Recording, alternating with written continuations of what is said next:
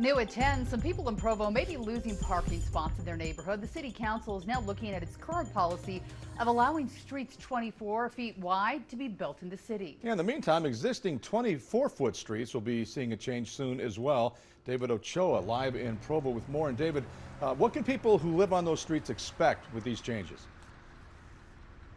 Well, right now people can park on both sides of those streets, but soon signs will be going up that's saying they're only going to be able to park on one side.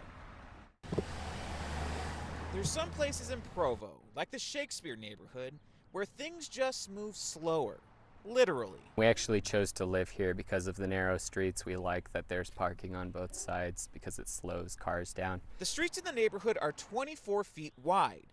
Chris Wiltsey, who moved into the neighborhood 8 years ago, says he feels like the narrow streets allow kids to play in the yard and the park safely.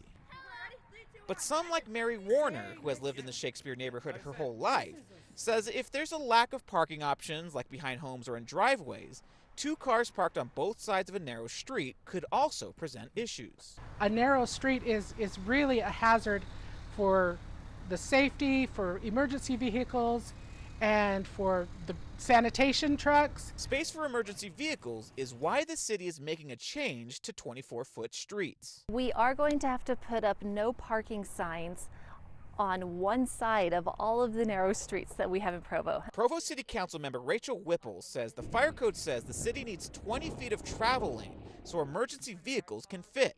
24-foot streets with cars parked on both sides don't allow for that. This is going to affect sort of the livability, the experience that we've had for the past 8 years on this street.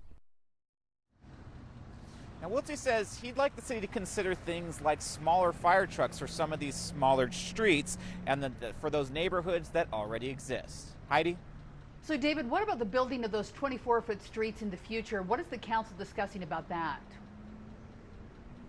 Well, some of the council members would like to get rid of the option to build these 24-foot wide streets altogether, but some of the other council members would like to keep that as an option just for the walkability, safety, and just being pedestrian friendly.